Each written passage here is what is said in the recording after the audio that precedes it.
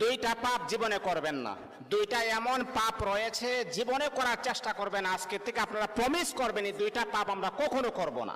আপনি নামাজ পড়েন নাই, আল্লাহ তাআলার যদি দয়া হয়ে যায় তাহলে আপনাকে মাফ করে দিবেন।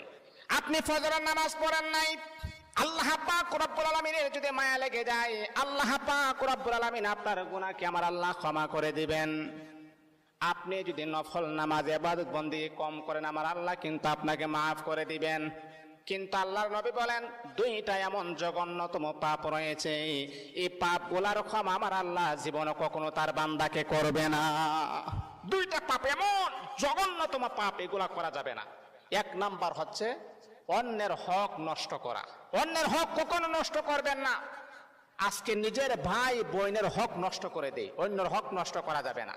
দুই নাম্বার হচ্ছে আল্লাহ পাক রব্বুল আলামিনের সাথে শিরিক করা। যদি কোনো বান্দা আল্লাহ পাকের সাথে শিরিক করেন, আমার আল্লাহ